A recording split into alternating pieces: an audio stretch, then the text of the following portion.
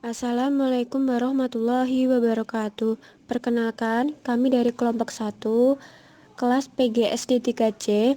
Di dalam kesempatan ini, kami akan membahas atau memaparkan mengenai peserta didik di sekolah inklusi yang terfokus pada anak tunanetra.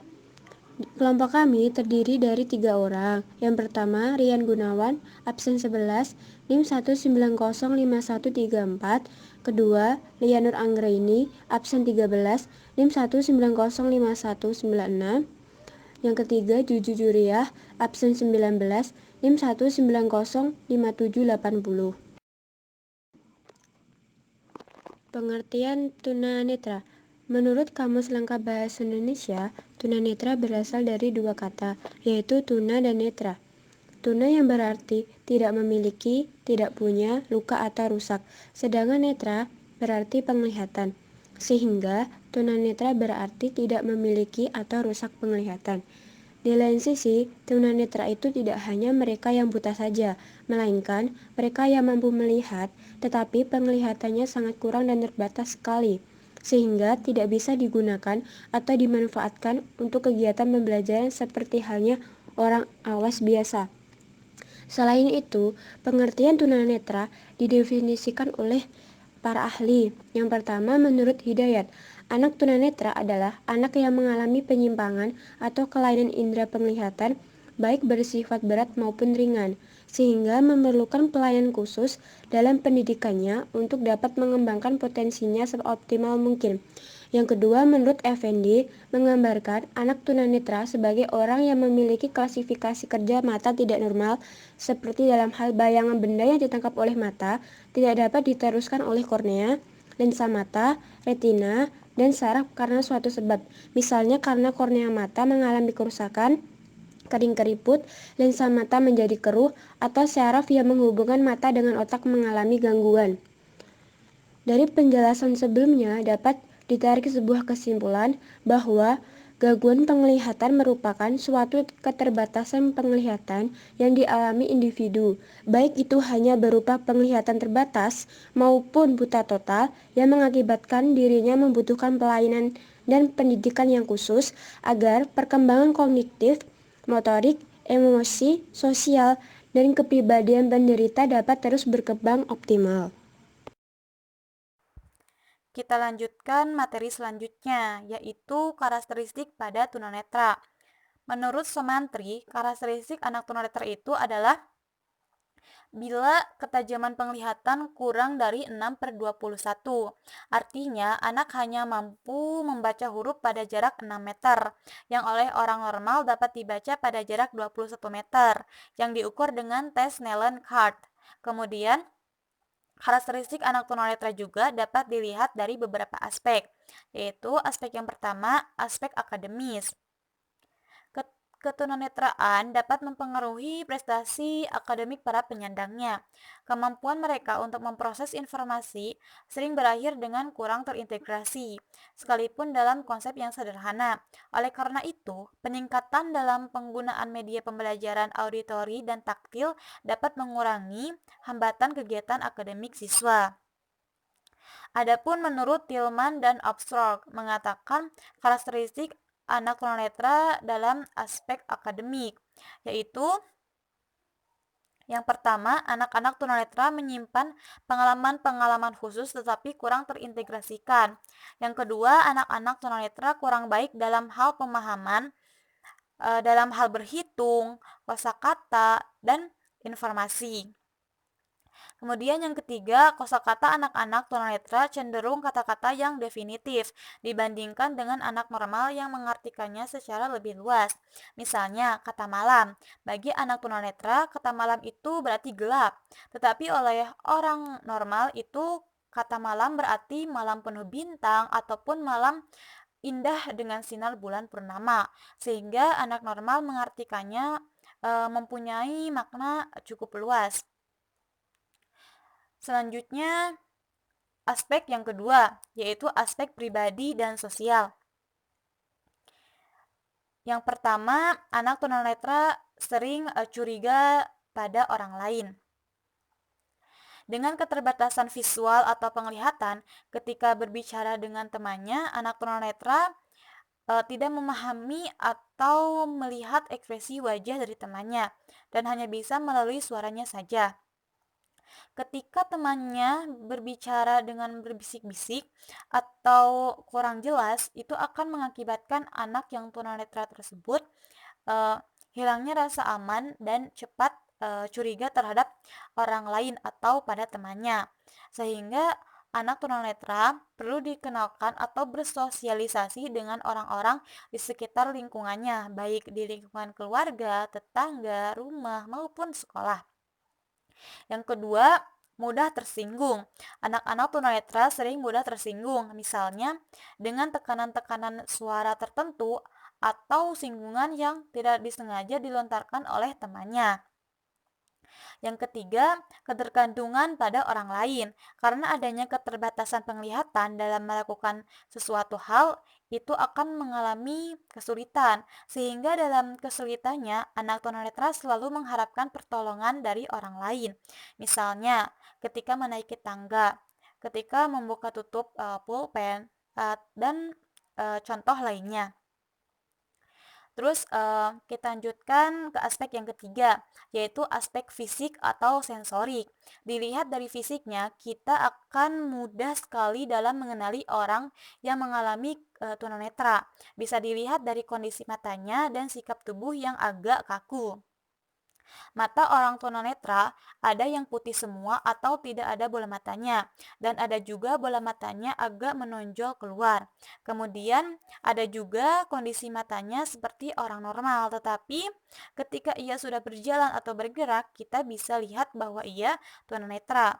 Kemudian dari segi indera, pada umumnya anak tunanetra memiliki kepekaan lebih baik, yaitu ada di indera pendengaran dan perabaan.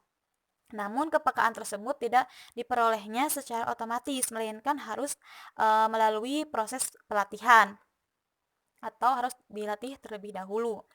Terus kemudian aspek yang terakhir, aspek yang keempat, yaitu aspek motorik atau perilaku. Yang pertama, gerakannya agak kaku dan kurang fleksibel. Dengan keterbatasan penglihatan, anak tunanetra tidak bebas bergerak seperti halnya anak normal, sehingga anak tunanetra dalam melakukan aktivitas motorik seperti jalan, melompat, lari, itu cenderung terlihat gerakannya agak kaku dan kurang fleksibel. Kemudian yang kedua, perilaku stereotip, yaitu anak tunanetra yang suka mengulang-ulang gerakan tertentu. Misalnya, mengedip-ngedipkan matanya, menggosok-gosokkan matanya, dan menepuk-tepuk tangannya. Materi selanjutnya yaitu jenis-jenis tunanetra. Menurut SMART 2010, jenis tunanetra terbagi menjadi dua, yaitu kurang penglihatan dan buta total. Jenis yang pertama, kurang penglihatan, yaitu kondisi penglihatan yang apabila melihat sesuatu harus didekatkan atau mata harus dijauhkan dari objek yang dilihatnya, atau juga memiliki pandangan yang kabur saat melihat objek. Penderita jenis ini bisa menggunakan kacamata atau kotak lensa. Jenis yang kedua, buta total, yaitu kondisi mata yang tidak bisa melihat sama sekali. Penderita jenis ini bisa menggunakan huruf braille. Kemudian, menurut Hartono 2010, tunanetra terbagi menjadi beberapa klasifikasi. Di antaranya, jenis yang pertama yaitu tunanetra berdasarkan waktu terjadinya, yang terbagi menjadi tiga, yaitu yang pertama, tunanetra sebelum dan sejak lahir. Artinya mereka yang sama sekali tidak memiliki pengalaman penglihatan karena sejak masih dalam kandungan mereka sudah memiliki kelainan pada kondisi matanya. Yang kedua, tunanetra pada usia sekolah atau pada saat masa remaja, yaitu mereka yang mengalami ketunanetraan pada masa usia sekolah atau masa remaja, sehingga mereka telah memiliki kesan-kesan visual. Salah satu penyebabnya yaitu sering memainkan handphone atau mengalami kecelakaan. Kemudian yang ketiga, tunanetra dalam usia lanjut, yaitu mereka yang mengalami ketunanetraan di usia lanjut karena semakin kurangnya fungsi saraf pada mata mereka. Selanjutnya, jenis tunanetra yang kedua, yaitu tunanetra berdasarkan kemampuan daya penglihatan, yang terbagi menjadi 3 diantaranya. Yang pertama, tunanetra ringan, yaitu mereka yang memiliki hambatan dalam penglihatan. Yang kedua, tunanetra setengah berat, yaitu mereka yang kehilangan sebagian daya penglihatan. Yang ketiga, tunanetra berat, yaitu mereka yang sama sekali tidak bisa melihat.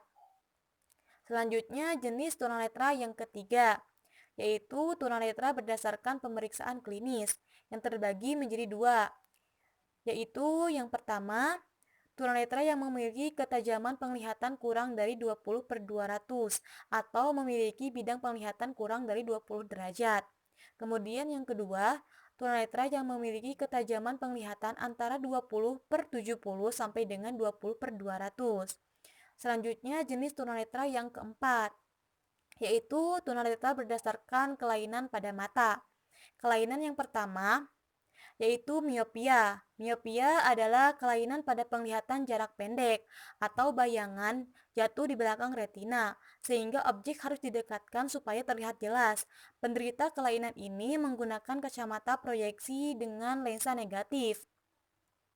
Kelainan yang kedua, hiperopia, yaitu kelainan pada penglihatan jarak jauh atau bayangan jatuh tepat di retina, sehingga objek harus dijauhkan supaya terlihat jelas. Penderita kelainan ini menggunakan kacamata dengan lensa positif.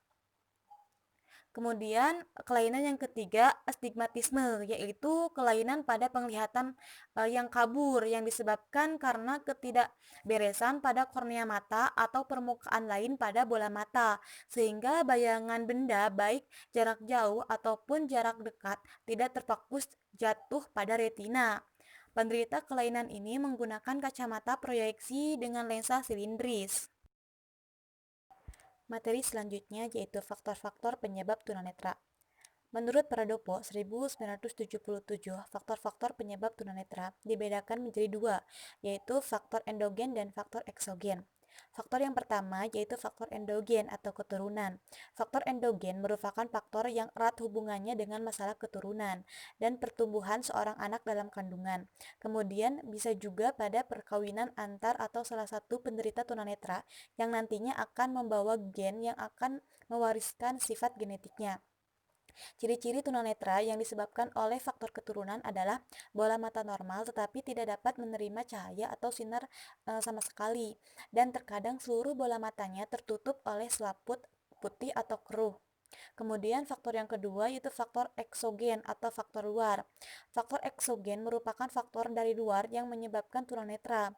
Faktor eksogen ini bisa timbul karena kecelakaan dan terserang suatu penyakit, misalnya virus rubella, kuman sipilis, kekurangan vitamin C, dan penyakit lainnya. Masalah yang sering dihadapi anak tunanetra.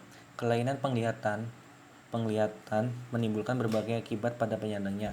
Akibatnya menjadi sebuah dampak. Dampak ini menjadi 2, yaitu dampak secara langsung dan dampak secara tidak langsung. Dampak secara langsung adalah keterbatasan yang terjadi pada anak karena mengalami kelainan penglihatan.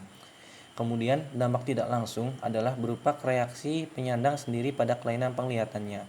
Dampak dari 2 ini memiliki sifat kausalitas atau hubungan sebab akibat. Dan untuk memahami kausalitasnya, kita dapat meninjau secara umum bersusun menurut tingkatannya. Yang pertama itu terjadinya kelainan penglihatan pada individu, menimbulkan dampak langsung yaitu hilangnya suatu fungsi, terganggu atau hilangnya fungsi dari organ tersebut. Yang kedua itu ada kurang atau tidak berfungsinya organ penglihatan, maka anak akan terhambat dalam melakukan berbagai aktivitas yang berhubungan dengan organ penglihatan, karena yang berkelainan itu merupakan instrumen untuk melakukan kegiatan-kegiatan seperti mobilitas, menangkap sinar atau cahaya, atau melihat apa saja yang ada di sekitarnya. Yang ketiga itu ada hambatan dan keterbatasan yang dialami penyandang kelainan penglihatan dalam melakukan aktivitas, mengakibatkan pada mereka timbul reaksi-reaksi emosional. Dalam taraf ini, reaksi-reaksi yang merupakan dampak emosional yang masih merupakan reaksi emosional biasa. Yang keempat itu ada reaksi emosional yang terjadi sebagai dampak keterbatasan atau hambatan dalam melakukan kegiatan atau aktivitas yang disebabkan ketunanetraan itu akan semakin banyak dan intensitasnya semakin menumpuk sehingga pada akhirnya akan menjadi suatu reaksi emosional yang menetap. Reaksi emosional yang menetap itu akan membentuk dan mewarnai perkembangan kepribadiannya, sehingga anak akan menunjukkan gejala kepribadian negatif seperti minder, rendah diri, kurang bahkan tidak percaya diri, menarik diri dari pergaulan, dan gejala kepribadian negatif lainnya. Solusi dalam penanganan anak tunanetra. Bentuk dukungan untuk anak merujuk pada bantuan yang diberikan kepada anak dalam bentuk kasih sayang, pemberian materi, dorongan atau nasihat, dan bantuan dalam memecahkan masalah yang bersumber dari orang tua, guru, dan teman.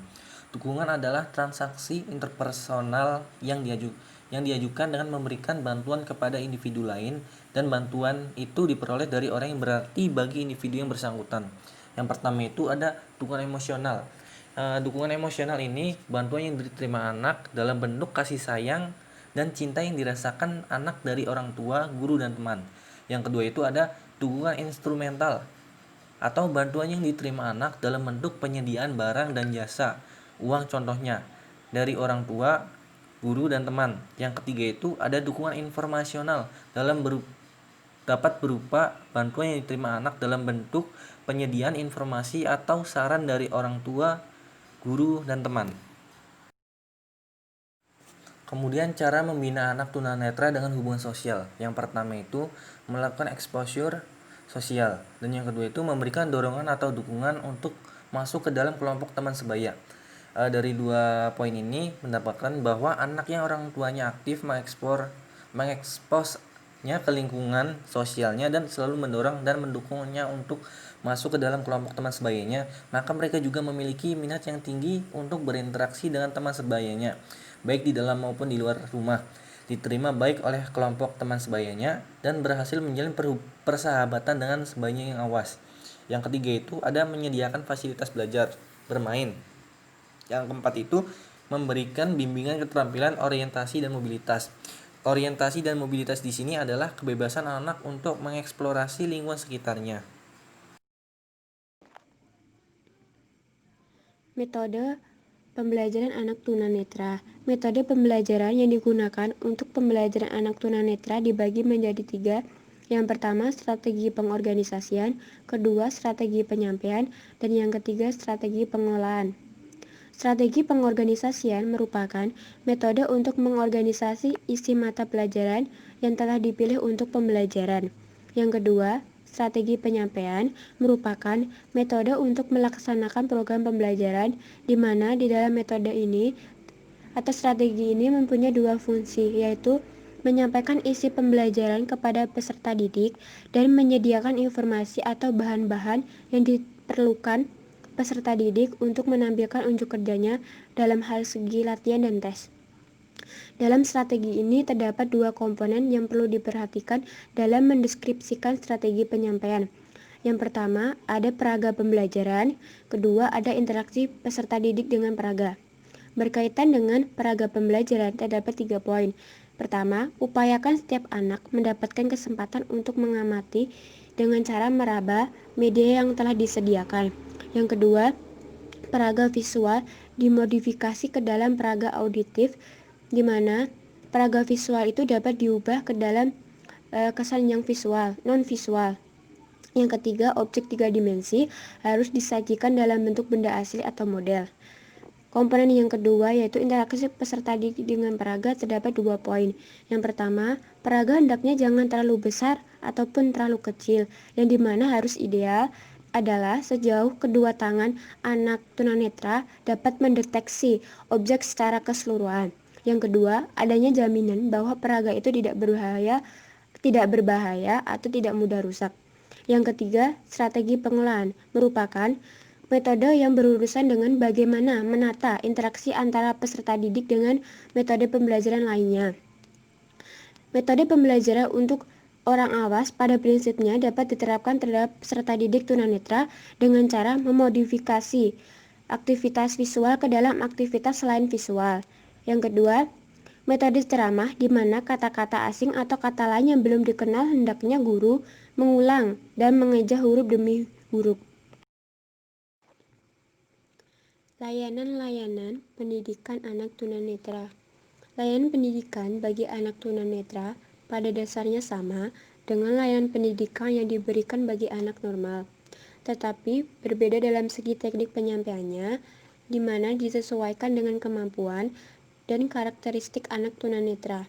Di dalam layanan pendidikan anak tunanetra itu dibagi menjadi 3. Yang pertama, jenis layanan. Yang kedua, tempat atau sistem layanan. Yang ketiga, ciri khas layanan. Jenis layanan dibedakan menjadi 2, yaitu layanan umum dan layanan khusus. Layanan umum diberikan kepada anak tunanetra untuk latihan keterampilan, kesenian, dan olahraga. Layanan khusus itu diberikan terhadap anak tunanetra seperti: pertama, latihan membaca dan menulis huruf Braille. Yang kedua, latihan penggunaan tongkat. Dan yang ketiga, latihan virtual atau fungsional penglihatan. Layanan kedua yaitu sistem atau sistem layanan dibedakan menjadi 2. Yang pertama, tempat khusus atau sistem segregasi. Yang kedua, sekolah biasa atau sistem integrasi. Tempat khusus atau sistem segregasi bagi anak tunanetra itu ada 3 jenis. Yang pertama, sekolah khusus. Yang kedua, sekolah dasar luar biasa atau SDLB. Yang ketiga, kelas jauh atau kunjung. Sekolah khusus merupakan sekolah luar biasa untuk anak tunanetra. Bagian A. Dalam sekolah ini tuh memiliki kurikulum tersendiri yang dikhususkan bagi anak tunanetra. Yang kedua, sekolah dasar luar biasa atau SDLB, di mana sekolah ini merupakan suatu sekolah pada tingkat dasar yang menampung berbagai jenis kelainan seperti tunanetra, tunarungu, tunagrahita, dan tunadaksa. Yang ketiga, kelas jauh atau kelas kunjung, di mana kelas yang dibentuk untuk memberikan layanan pendidikan bagi anak luar biasa, termasuk anak tunanetra yang bertempat tinggal jauh dari SLB atau SDLB.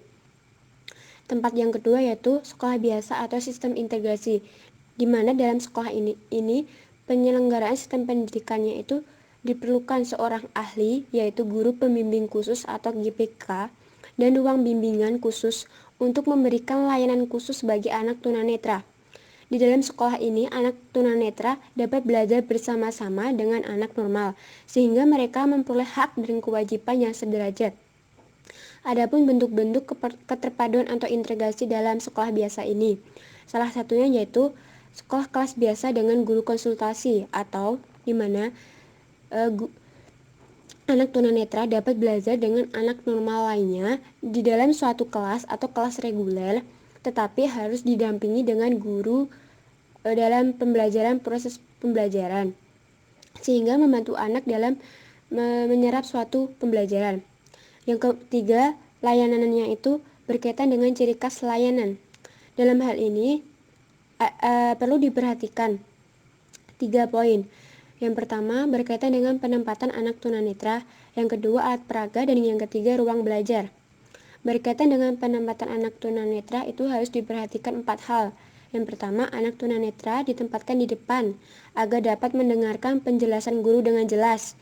Yang kedua, memberikan kesempatan kepada anak tunanetra untuk memiliki tempat duduk yang sesuai dengan kemampuan penglihatannya. Yang ketiga, anak tunanetra hendaknya ditempatkan berdekatan dengan anak yang relatif cerdas agar terjadi proses saling membantu. Yang keempat, tidak diperkenankan atau tidak diperbolehkan 2 anak tunanetra duduk berdekatan. Ciri khas yang kedua yaitu alat peraga yang digunakan hendaknya memiliki warna yang kontras. Dan yang ketiga, ruang belajar bagi anak tunanetra, terutama anak low vision, cukup mendapatkan cahaya atau penerangan. Sekian penjelasan dari kelompok kami mengenai anak tunanetra. Apabila ada kesalahan dalam pengucapan atau kurangnya materi dari kelompok kami mohon maaf. Terima kasih. Wassalamualaikum warahmatullahi wabarakatuh.